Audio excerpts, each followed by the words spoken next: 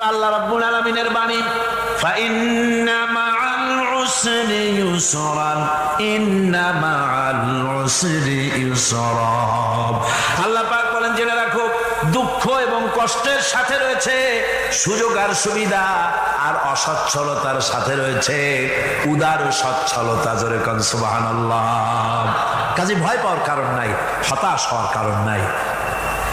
মন আশায় বুক বেঁধে রাখো। গুনাহ করেছ, হতাশ হয়েও না। যুবকদের গুনাহ করা স্বাভাবিক। ইউনিভার্সিটির ছাত্র, কলেজের ছাত্র, প্রফেসর, শিক্ষক, অফিসার ঘুষ খেয়েছেন, জিনা করা হয়েছে, মদ খাওয়া হয়েছে, মিথ্যা কথা বলা হয়েছে, যাই কিছু করেন না কেন ভয় পাওয়ার কারণ নাই, নিরাশ হওয়ার কোনো দরকার নাই। আল্লাহ পাক ডেকে বলেছেন, কুল ইয়া ইবাদিয়াল্লাযীনা আসরাফু আলা আনফুসিহিম লা তাকনাতু মির রাহমাতিল্লাহ। আরে আমার আল্লাহর মতো এত ভালো আর কেউ আছে? এত দরদ আর কারো আছে? আমার আল্লাহ বলেন, ও নবী, আপনি শুনায় দেন, হে আল্লাহর বান্দারা, তোমরা যারা নিজেদের উপরে বাড়াবাড়ি করেছো, নিজেদের উপরে জুলুম করেছো, অত্যাচার করেছো, আমি আল্লাহর রহমত থেকে নিরাশ হয়ে যেও না।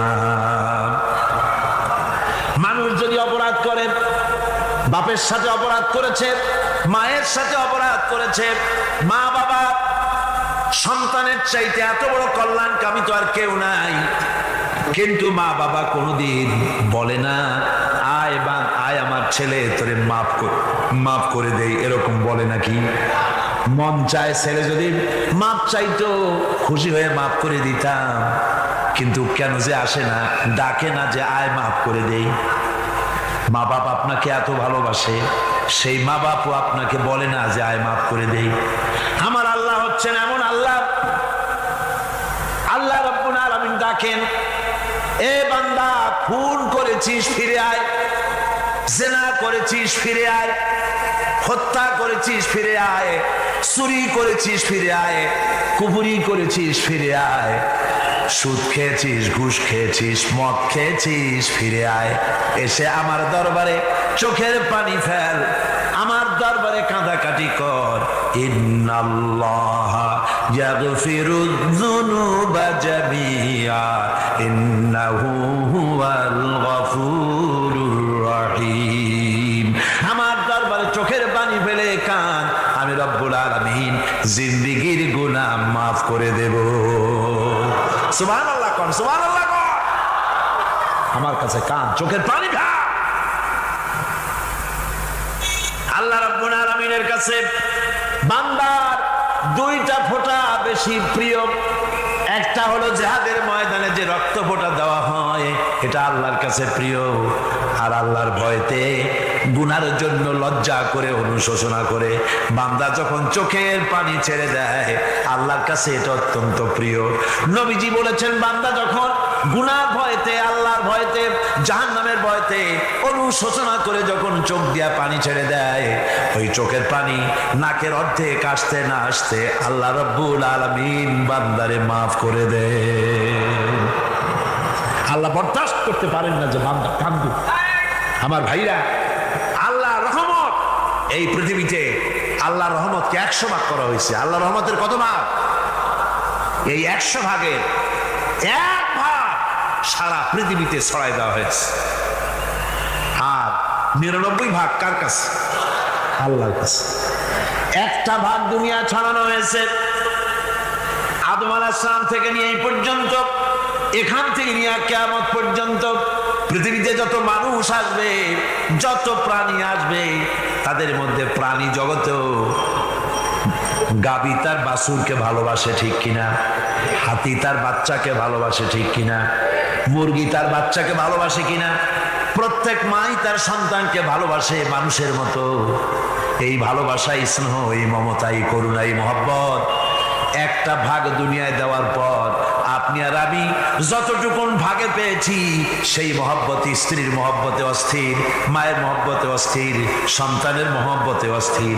এখন চিন্তা করেন, একটা ভাগ সারা পৃথিবীতে বিতরণ করার পর যেটুক পেয়েছি তাতে যদি এত মহব্বত হয়, তাহলে এর 99 ভাগ মহব্বত যে আল্লাহর কাছে জমা আছে, এই বান্দার জন্য তার কত মহব্বত, এই বান্দার জন্য কত করুণাতা, কত মহব্বতটা, কত দয়াটা।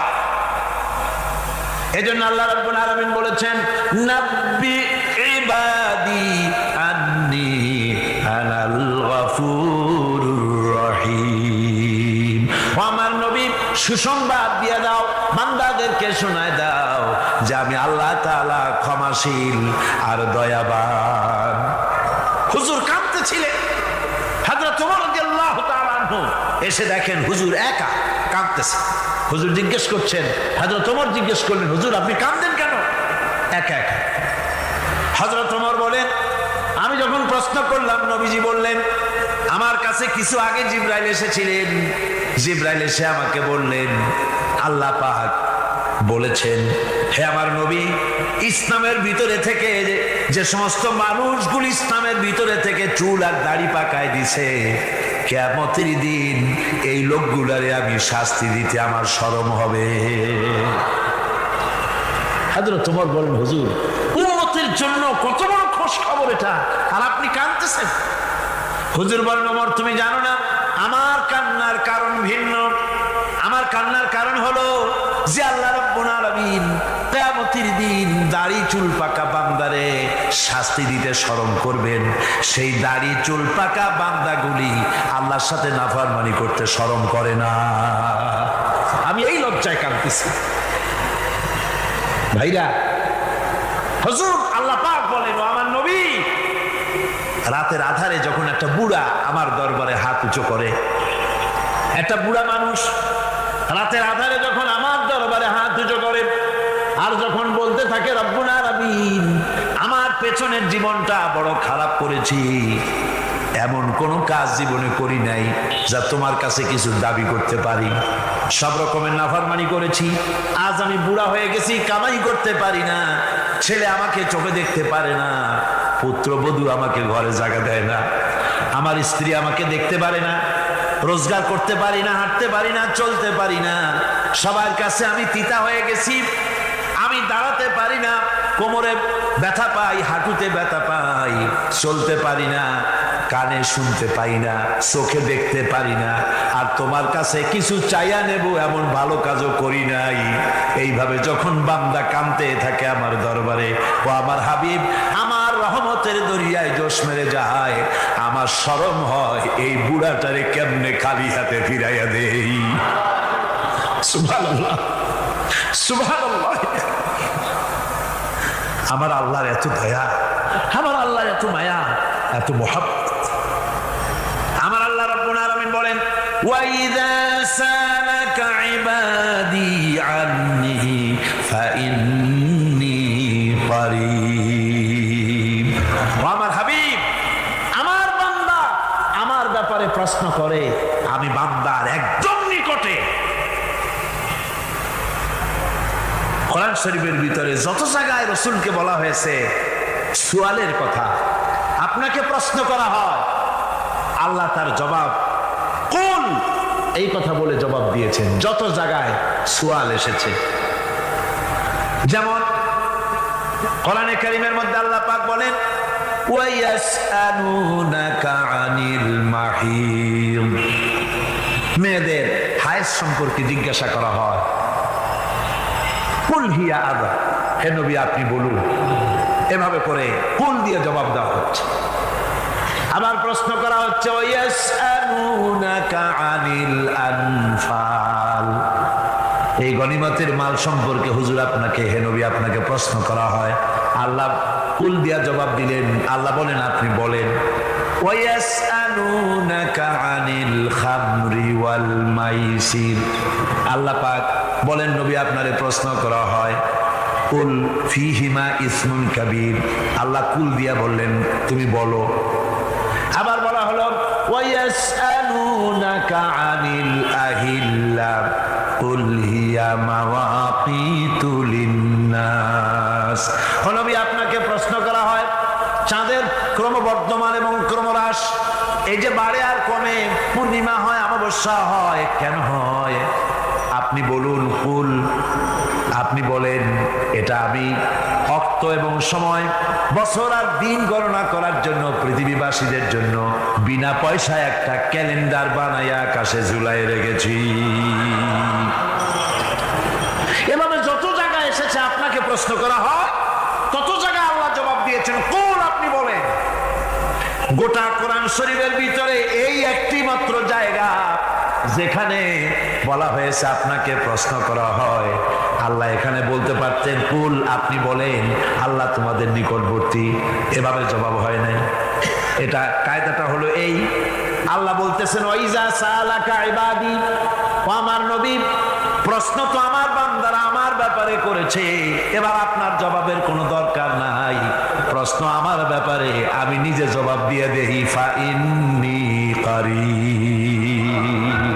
ও বান্দা, আমার ব্যাপারে প্রশ্ন করেছিস, জবাব আমি দেই, আমি তোর সবচাইতে বেশি নিকটে। সুবহানাল্লাহ। কত নিকটে? ওয়া নাহনু আকরাবু ইলাইহি মিন হাবলিল ওয়ারিদ। তোর যে রব, এই শাহরগের চাইতেও আমি তোর বেশি কাছে। সুবহানাল্লাহ। আমারে ডাক, আমারে ডাক, কলিজা দিয়া ডাক, অন্তর দিয়ে ডাক। মনের থেকে মানুষ যদি ডাকে, মুখের ডাক আর মনের ডাক এক জিনিস নয়। দিল সে जो बात निकलती है असर रखती है पर नहीं मगर ताकते परवाज रखती है। দিল থেকে যে কথা বেরোয় তা প্রভাব বিস্তার করে, ডানা নাই কিন্তু ওড়ার ক্ষমতা রাখে। মনের কথাই ভিন্ন। মন থেকে, দিল থেকে, কলিজা থেকে, অন্তরের গভীর কন্দর থেকে মুহাব্বতের সাথে কেউ যদি একবার বলে আল্লাহ, বলেন আল্লাহ, আল্লাহ, আল্লাহ, আল্লাহ রাব্বুল আলামিন বলেন, অন্তরের অন্তঃস্থল থেকে একটি বার যদি বান্দা বলেন আল্লাহ, আল্লাহ বলেন 70 বার সাড়া দিয়া জিজ্ঞেস করি, বান্দা কি চাও, আমি তোমার কাছে আছি। সুবহানাল্লাহ। আমি তোর একদম কাছে, কি চাস বল, বল আমার কাছে। এমন দয়াবান, এমন মেহেরবান, এমন আল্লাহ আমাদের। সে আল্লাহ রাব্বুল আলামিন, তিনি বলছেন ওয়াকালা রাব্বুকুম উদউনি আস্তাজিব লাকুম। তোমাদের রব বলেছেন আমারে ডাকো, আমি আল্লাহ ডাকের সাড়া দিয়া দেব। সুবহানাল্লাহ। কারে ডাকতে হবে? কারে ডাকতে হবে? এই বিশাল জনসমুদ্র একদিকে চিল্লা কোন কারে ডাকতে হবে? কোন পীর সাহেবকে নয়, আল্লাহর কসম কোন খাজা বাবাকে নয়। ডাকতে হবে কারে? চিল্লায় কোন কারে? ওয়াকালা রাব্বুকুম উদউনি, তোমার রব তোমাকে বলতেছে আমারে ডাকো, আস্তাজিব লাকুম, আমারে ডাকবে, আমি সাড়া দিয়ে দেব। সুবহানাল্লাহ। আল্লাহকে ডাকেন। কি চাই আপনার বলেন, কি চাই? আল্লাহর কাছে চান, আল্লাহ দিয়ে দিবে। দেওয়ার জায়গা আল্লাহর কাছে চাইবেন, আল্লাহ দিবেন। দেওয়ার জায়গা, চাওয়ার জায়গা হলো সেজদায় পড়ে যাবেন। আমার ভাইয়েরা, জায়গাটা চিনায় দিলাম। মাজারে যাওয়া লাগবে না, কবরে যাওয়া লাগবে না। 2 রাকাত নামাজ পড়ে সেজদায় পড়ে গিয়া যত বিপদ আছে, মুসিবত আছে, সেজদার মধ্যে চোখের পানি ছেড়ে দেন আর কেন্দে কেন্দে জীবনের কথা বলেন। আল্লাহ রাব্বুল আলামিন আপনার আওয়াজ শুনবেন আর দোয়া কবুল করে নিবেন। কাঁদতে হবে আল্লাহর কাছে। কার কাছে? আল্লাহর কাছে। সুম্মা ইস্তাগফিরুল্লাহ, আর এরপরে সে যদি আমি আল্লাহর কাছে ক্ষমা চাই, ইয়াজিদিল্লাহ গফুরার রহিমা, সে আমি আল্লাহকে গফুর এবং রহিম হিসাবে পাবে। সুবহানাল্লাহ। আল্লাহকে গফুর এবং রহিম হিসাবে পাওয়া যাবে। সব আল্লাহকে বলতে হবে, গুনাহ মাফ চাইতে হবে। এই জন্য হুজুর সাল্লাল্লাহু আলাইহি ওয়াসাল্লাম দৈনিক 100 বার তওবা করতেন। কোন হাদিসে আছে 70 বার, কোন হাদিসে আছে 100 বার তওবা করতেন।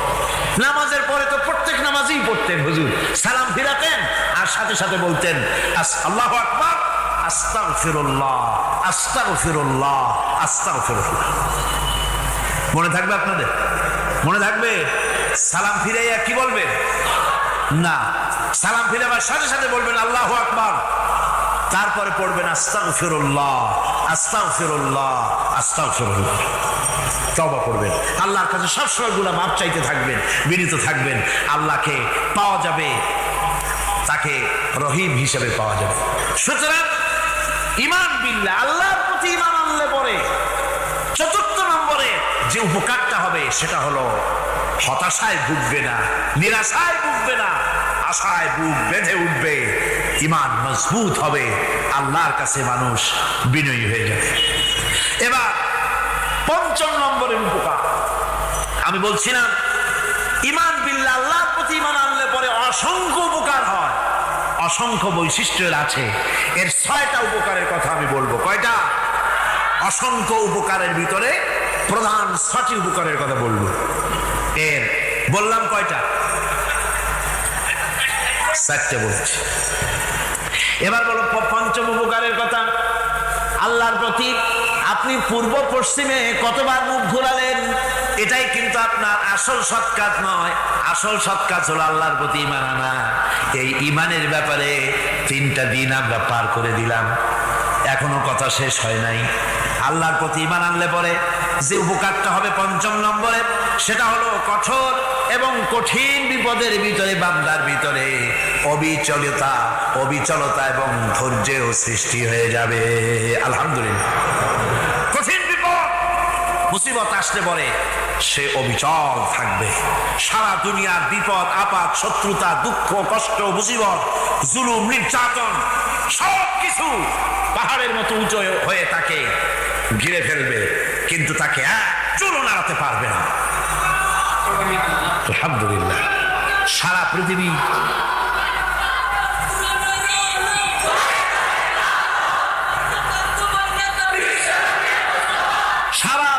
একদিকে আর সে একা একদিকে থাকবে। বিরোধিতা তো হবেই, বিপদ তো আসবেই।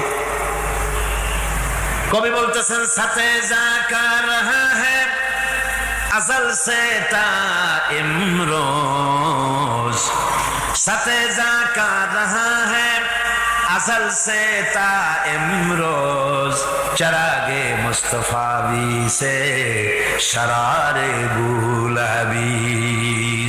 সে আগমন কাল থেকে শুরু করে মুস্তাফা সাল্লাল্লাহু আলাইহি ওয়াসাল্লামের দীপ শিখার সাথে আবু জাহেল, আবু লাহাবের অগ্নিস্ফুলিঙ্গের টক্কর লেগেই আছে। রাসূলুল্লাহ আল্লাহর দেওয়া এই বিধান, এই দ্বীনের বাতিটা টিম টিম করে জ্বলেছে। আর গোরকি টর্নেডো হাজার হাজার মাইল বেগে হেরিকেন এসেছে, গোরকি এসেছে, টর্নেডো এসেছে, টাইফুন এসেছে, কিন্তু এই আলো নিভাইতে পারে নাই। সুবহানাল্লাহ। এই আলো নিভাতে পারে নাই। এই শত্রুতা চিরকালে নিভাতে পারবে না। কারণ হচ্ছে আল্লাহ রাব্বুল আলামিন বলেছেন, ইউরিদুনা লিইউতফিউ নূরাল্লাহি বিআফওয়াহিহিম ওয়াল্লাহু মুতিম্মু নূরিহি ওয়ালাউ কারিহাল কাফিরুন। ওরা চায় মুখের ফু দিয়ে আমার আলোকে নিভিয়ে দেবে, কিন্তু আমি আমার আলোকে পূর্ণতা দান করব। তাতে কাফের বেঈমানদের কলজায় যত জ্বালা যন্ত্রণা হোক, আমার দ্বীন কেউ মিটাই দিতে পারবে না। সুবহানাল্লাহ। সুতরাং বিপদে অবিচলতা আসবে, সে অটল হবে, মজবুত হবে। কোরআনে কারীম বলতেছে, ওয়া কাযালিকা জাআলনা লিকুল্লি নাবিয়্যিন আদুওয়াম মিনাল মুজরিমিন। এই পৃথিবীতে এমনি করে আমি সকল নবীদের শত্রু বানিয়েছি, সব পাপিষ্ঠ অপরাধীদেরকে। নবীদের সাথে বিরোধিতা করেছে কারা? পাপিষ্ঠরা, অপরাধীরা। আজও খুঁজে দেখেন, আজও ইসলামী আন্দোলনের বিরোধিতা যারা করে সবগুলি কি পাপিষ্ঠ? সত্য কিনা কর? ইসলামী আন্দোলনের বিরোধিতা যারা করে হিসাব করে, চোখ দিয়ে তাকায় দেখেন, খুঁজে দেখেন তাদের নামগুলি। মদখোর, জেনাকার, বদমাশ, চোর, হাইজাকার, বেনামাজি, লুটেরা, মিথ্যাবাদী, সবচাইতে সমাজের নিকৃষ্ট লোকগুলি ইসলামের বিরুদ্ধে।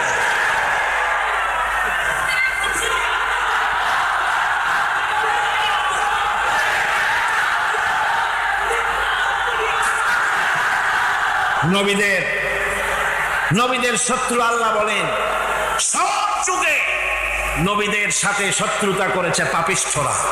আল্লাহর কথা, কার কথা? সকল যুগে নবীদের সাথে শত্রুতা করেছে পাপিষ্ঠরা, নিকৃষ্ট ধরনের অপরাধীরা। সুতরাং নবী রাসূলদের অবস্থা যখন এই, তখন দ্বীনের দাওয়াত যারাই দেবে তাদের কিসমত এরকম হবেই। এই বাধার মোকাবেলা তাদেরও করতে হবে। এই যে বাধাটা আসে, এই যে মারে, অপরাধ কি? এই যে তারা চোর বা ডাকাত যাদের মারা হয়। আল্লাহ রাব্বুল আলামিন বলেন অপরাধ হলো ওয়ামা নাকামু মিনহুম ইল্লা আইয়ুমিনু বিল্লাহিল আজিজিল হামিদ। অপরাধ হচ্ছে ঈমানদার লোকদের উপরে নির্যাতন চালিয়েছে, অন্য কোনো কারণে নয়। কারণ একটাই, তারা আল্লাহর জমিনে আল্লাহর দ্বীন প্রতিষ্ঠা করতে চেয়েছে, আর কোনো অপরাধ না। জমিন আল্লাহর, জমিন কার? এই বিশাল জনসমুদ্র গর্জে উঠুন একযোগে, বলুন জমিন কার? আইন চলবে কার? এখানেই সংঘর্ষ বেঁধেছে আবহমান কাল করে। মানুষ অত্যাচারিত হয়েছে, সাহাবায়ে কেরাম অত্যাচারিত হয়েছে। বুখারী শরীফের হাদিসে এসেছে রাসূল করিম সাল্লাল্লাহু আলাইহি ওয়াসাল্লামের কাছে হযরতে খাব্বাব গিয়ে উপস্থিত হয়েছিলেন। হযরতে খাব্বাব বলেন, হাদিসটা এভাবে লেখা হয়েছে বুখারীতে, ওয়ান খাব্বাব বিন আরিদ রাদিয়াল্লাহু তাআলা আনহু قال شكونا إلى رسول الله صلى الله عليه وسلم وهو متوسد بردة له في ظل الكعبة। রাসূলুল্লাহর কাছে কেন? কাবা শরীফের কাছে গিয়া দেখি নবীজি একটা চাদর গায়ে দিয়ে তিনি আরাম ফরমাচ্ছিলেন কাবা শরীফের ছায়ায়। সেখানে গিয়ে বললাম, আলা তাস্তানসিরু লানা আলা তাদউ লানা ইয়া রাসূলুল্লাহ, হে আল্লাহর রাসূল, আপনি কি আমাদের জন্য আল্লাহর কাছে দোয়া চাইবেন না? আপনি কি আল্লাহর কাছে আমাদের জন্য সাহায্য চাইবেন না? আমাদের লোকগুলিকে, মুসলমানগুলিকে মারতে মারতে তো শেষ করে ফেলে দিল। তারা আমাদের সুমাইয়াকে মারলো, আমাদের খাব্বাবকে উটের সাথে পায়ের দড়ি লাগায় টানলো, আমাদের খোবায়েবকে তারা আগুনের উপরে চিৎ করে শোয়ায় রাখলো, না খায় রাখতেছে, মারতেছে। কষ্টে তো শেষ হয়ে গেলাম, হুজুর আপনি কি আমাদের জন্য দোয়া করবেন না? হাদিস শরীফে এসেছে নবীজি উঠে বসলেন সোজা হয়ে। নবীজি বলেন, ও আমার সাহাবী, ও খাব্বাব শোনো, তোমাদের আগে এই পৃথিবীতে যারা দ্বীনের দাওয়াত দিতে এসেছিলেন তাদেরকে সমকালীন রাষ্ট্রশক্তি, সমাজ শক্তি তাদেরকে ধরত। ফায়ুখাজুর রাজুলু, তাদেরকে তারা ধরত। ফায়ুহফারু লাহু ফিল আরদ, আর তার জন্য জমিনের ভিতরে কবর বানাইতো। ওই কবর ফায়ুজালু ফিহা, ওই কবরের ভিতরে তাকে কোমর পর্যন্ত গেড়ে দিত। সুম্মা ইউতা বিল মানসার, এরপরে করাত আনতো। ফায়ুদাউ আলা রাসিহি, এরপরে ওই করাত তার মাথার উপরে রাখতো। ফায়ুজালু নিসফাইন, এরপরে করাত দিয়া চিরে জীবিত মানুষটারে দ্বিখণ্ডিত করে ফেলে দিত। মা ইয়াসুদ্দুহু যালিকা আন দীনিহি, ও আমার খাব্বাব, এত কষ্ট দেওয়ার পরেও সেই যুগের কোন মুসলমানকে, দ্বীনের দায়ীদেরকে আল্লাহর দ্বীন থেকে এক চুলো তারা সরাই দিতে পারে নাই, এক চুলো সরাতে পারে নাই। ওয়াল্লাহি, ও খাব্বাব, আমি আমার আল্লাহর নামে কসম করে বলছি, লা ইউতাম্মান্নাল্লাহু হাযাল আমর হাত্তা ইয়াসিরা আর-রাকিবু মিন সানা ইলা হাযরামাউত। আমি কসম করে বলি, আল্লাহ রাব্বুল আলামিনের এই সানা থেকে হাজারামাউত পর্যন্ত লোকেরা যাতায়াত করবে, সুন্দরী রমণীরা গমন করবে, সদাগরেরা যাতায়াত করবে, টাকা নিয়ে পয়সা নিয়ে যাতায়াত করবে। তাদের মনের মধ্যে লুটের ভয়, টাকার ভয়, চুরির ভয়, ডাকাতির ভয়, জেনার ভয়, হত্যার ভয়, ধর্ষণের ভয়, কোনো ভয় থাকবে না। লা ইয়াখাফু ইল্লাল্লাহ, আল্লাহ ছাড়া কোনো ভয় থাকবে না। এমন একটা সমাজ, এমন একটা সময় আসবে। ওয়ালাকিন্নাকুম তাস্তাজিলুন, অথচ খুব তাড়াহুড়ো তোমরা করতেছো। তাড়াহুড়ো করো না, সময় আসবে ইনশাআল্লাহ। আমার ভাইয়েরা, আমার বন্ধুগণ, কঠিন বিপদে অবিচলতা এবং ধৈর্যের দৃষ্টান্ত রেখে গেছেন আম্বিয়া আলাইহিমুস সালাম। সুবহানাল্লাহ। কঠিন বিপদে অবিচলতা, দৃঢ়তা, ধৈর্য কারে বলে, তার দৃষ্টান্ত কারা রেখেছেন? আম্বিয়া আলাইহিমুস সালাম। ওনারাই আমাদের আদর্শ, নবীরাই আদর্শ। সাহাবায়ে কেরাম রিদওয়ানুল্লাহ তাআলা আলাইহিম আজমাইন আমাদের আদর্শ। ভাইরা আমার, মুসা আলাইহিস সালামকে ফেরাউন যখন ঘিরে ফেলে দিল, কোরআনের সব কথা গল্প গুজবার ইতিহাসের জন্য লেখা হয় নাই।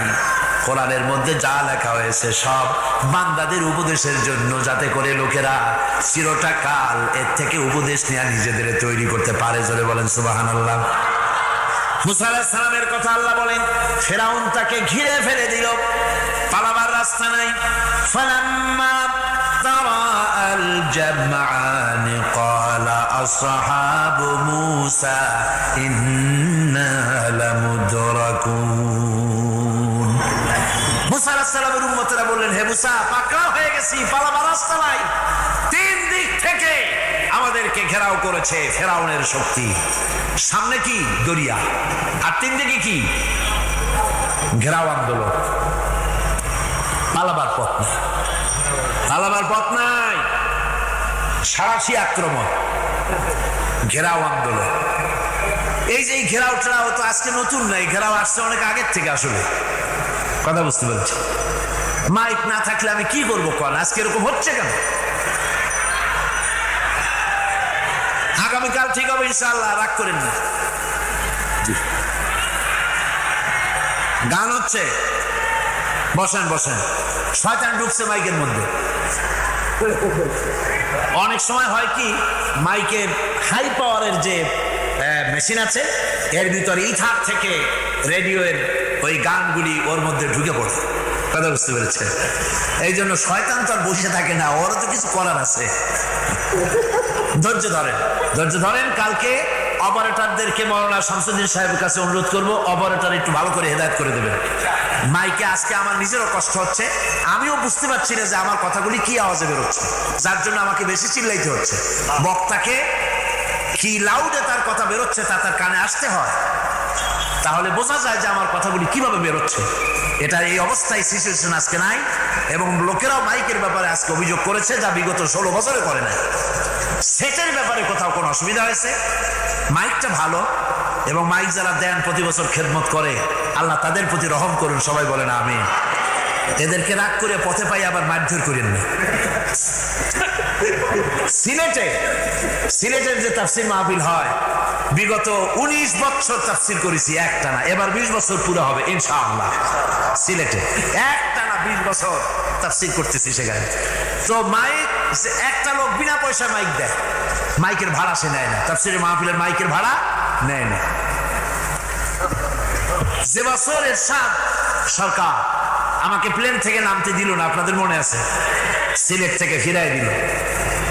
এই খবরটা মাইকম্যান যখন শুনেছে যে আমাকে নামতে দেয় নাই, ফিরাই দেওয়া হয়েছে, সাথে সাথে স্ট্রোক করেছে, হার্ট ফেল করে দুনিয়া থেকে বিদায় হয়ে গেছে। সিলেটে তাফসীর হতে পারবে না, এই কথা সে বরদাস্ত করতে পারে না। আমি কেঁদেছি আর দোয়া করেছি, আল্লাহ, কোরআনের মহব্বতে লোকটার এই অবস্থা হলো, তোমার জান্নাত তুমি দয়া করে তাকে দান করে দিও। কাজে কোনো ব্যবসায়ী চায় না যে তার ব্যবসাটা খারাপ হোক, লোকেরা মন্দ বলুক। এ মাইকের ব্যাপারে আপনারা আজকে রাগারাগি করেন না, যা হয়েছে কালকে ভালো হবে ইনশাআল্লাহ। সবাই বলেন ইনশাআল্লাহ। এখন চলেন আমরা ফেরাউনের অবস্থা দেখি গিয়া কি করতেছে ফেরাউন। মুসা আলাইহিস সালামকে ঘেরাও করে ফেলেছে, পালাবার উপায় নাই। একদিকে দরিয়া, তিন দিকে ফেরাউনের শক্তি, এই যে ঘেরাও টেরাও, মানে নতুন তো না, ধর্মঘট নতুন না, পুরানা জিনিস। এই পৃথিবীতে সর্বপ্রথম ধর্মঘট কিসের উপরে হয়েছে জানেন? এই পৃথিবীর প্রথম ধর্মঘট হয়েছে পেঁয়াজ রসুন আর ডাইলের উপরে। মুসা আলাইহিস সালামের জামানায় লান নাসবিরা আলা তাআমিন ওয়াহিদ, আমরা এক রকমের খাদ্য আর খাবো না, আমাদের পেঁয়াজ দেওয়া লাগবে, ডাল দেওয়া লাগবে, রসুন দেওয়া লাগবে। সর্বপ্রথম ধর্মঘট হয় মুসা আলাইহিস সালামের জামানায়, সেখান থেকে শুরু হয়েছে। কিন্তু মশাল মিছিল যে আসলো কই থেকে, এইটা আমি খুঁজে পাইনি। পরে প্রত্যেকটা জিনিসের তো ইতিহাস আছে, আমি খুঁজতে খুঁজতে পেলাম। আমি জানি না এর ইতিহাস মূলে কোথায়, কিন্তু আমি যতদূর খুঁজে পাইছি সেটা হলো মশাল মিছিলের আবিষ্কার হয়েছে লঙ্কায় রাবণের সময়। হনুমানের লেজে আগুন দিয়া তারপরে লঙ্কা কাণ্ড ঘষালো, নামই আছে লঙ্কা কাণ্ড। হনুমানেরা লেজে আগুন দিয়ে রাবণ যে লঙ্কায় মশাল মিছিল করেছিল হনুমানদের দিয়া, ওই হনুমানের ওই সিস্টেমটা এখনো আমাদের দেশে চালু আছে। এইটা আসলে কোন ভদ্রলোকের এই মিছিল হওয়া উচিত না। আগুন নিয়ে কিসের মিছিল? আগুন হলো জাহান্নামের প্রতীক। আগুন কিসের প্রতীক? জাহান্নামের প্রতীক। যদিও আমাদের উপকারে লাগে, কাজে লাগে। সুতরাং আমরা যা করব, প্রত্যেকটা জিনিসের পেছনে সুন্নতে নববীর কোনো না কিছু থাকতে হবে। কথা বুঝতে পেরেছেন? তিন দিক থেকে ঘেরাও হয়ে গেছে, পালাবার কোনো রাস্তা। হযরতে মুসা আলাইহিস সালামের কাছে উম্মতেরা বললেন, পালাবার তো কোনো পথ নাই, এখন উপায়টা কি? আমাদের তো আর উপায় নাই। মুসা আলাইহিস সালাম দেখেন বিপদে পড়ে গেছেন, কিন্তু ধৈর্য হারান নাই, ভয় পান নাই। ভয় পাইছিলেন? ভয় পেয়েছেন? প্রশ্নই ওঠে না। মুসা আলাইহিস সালাম আল্লাহ পাক যাদেরকে বলেছেন উলুল আযম, রাসূল যাদের বলেছেন তার মধ্যে হযরত মুসা একজন উলুল আযম পয়গম্বর। সাত্রিকারী কথা না, আল্লাহ কথা বলছেন তার সাথে, কালিমুল্লাহ তিনি। সুবহানাল্লাহ। মুসা আলাইহিস সালাম শোনালেন, কাল্লা ইন্না মাইয়া রাব্বি সায়াহদিন। কখনো নয়, আমার উম্মতেরা ভয় পেও না, আমার রব অবশ্যই আমাকে পথ দেখাবে। সুবহানাল্লাহ। তিন দিক থেকে শত্রু, একদিকে দরিয়া, পালাবার কোন রাস্তা নাই। সেখানে দৃঢ়তার সাথে তিনি বলছেন, অবশ্যই আমার আল্লাহ আমারে পথ দেখাবে। সুবহানাল্লাহ। নবীরা এই দৃঢ়তা দেখিয়েছেন, অবিচলতা দেখিয়েছেন। আল্লাহ পাক মুসা আলাইহিস সালাম যখন এই দৃঢ়তা দেখালেন, এই অবিচলতা দেখালেন, সঙ্গে সঙ্গে জিবরাইল এসে হাজির হয়ে গেলেন। আল্লাহ পাক বলেন, ফাআওহাইনা ইলা মুসা আন আদরিব বিআসাকাল বাহরা ফানফালাকা ফাকানা কুল্লু ফিরকিন কাত্তাউদিল আযীম। মুসা আলাইহিস সালামকে আমি ওহী নাযিল করলাম, তাকে বললাম হাতে যে লাঠি আছে, এই লাঠি দিয়ে আঘাত করো দরিয়ার উপরে। দরিয়ার উপরে আঘাত করলেন, একটা রাস্তা হয় নাই, 12টা রাস্তা তৈরি হয়ে গেল। আর দেওয়ালগুলা পাহাড়ের মতো উঁচা হয়ে গেল। দরিয়ার ভিতরে পাহাড়ের মতো উঁচা, মজবুত 12টা রাস্তা। এবার মুসা আলাইহিস সালাম তার দলবল নিয়ে চললেন। আল্লাহ রাব্বুল আলামিন বলেন, ওয়া আনজাইনা মুসা ওয়া মান মাআহু আজমাইন। মুসা এবং তার সাথী সঙ্গীদেরকে আমি পার করে দিলাম। মুসা আলাইহিস সালাম এবং তার সাথী সঙ্গী নিয়ে যখন দরিয়ার মাঝখানে আসছে, ফেরাউন তার দলবল নিয়ে এসে গেছে। আসে দেখে নদীর মধ্যে রাস্তা। বাবা, খুব তো কায়দা। ও মনে করছে ওর বাজানের তৈরি করা ডিস্ট্রিক্ট বোর্ডের রাস্তা। ওর লোকজন নিয়ে নেমে গেছে দরিয়ার ভিতরে। ও আসছে মাঝখানে, মুসা আলাইহিস সালাম চলে গেছেন ওপার, দরিয়া পার। মাঝখানে যখন এসে গেল, আল্লাহ রাব্বুল আলামিন পানিকে অর্ডার করলেন কুন। আল্লাহ তো বটন টেপা লাগে না, মুখ দিয়া কোনো হুকুম করা লাগে না, শুধু বলেন কোন, যে ব্যাপারে কোন বলেন ফায়া কোন, সাথে সাথে হয়ে যায়। আল্লাহ বললেন কোন, আর অমনি রাস্তা বন্ধ হয়ে গেল। এবার তুফান শুরু হয়েছে নদীতে, ঢেউয়ের উপরে ঢেউ, মৌজুন কাল জিবাল, পাহাড়ের মতো উঁচু হয়ে হয়ে ঢেউ আসতেছে। দলবল ঘোড়া আর অস্ত্রপাতি যা ছিল সব মরে শেষ।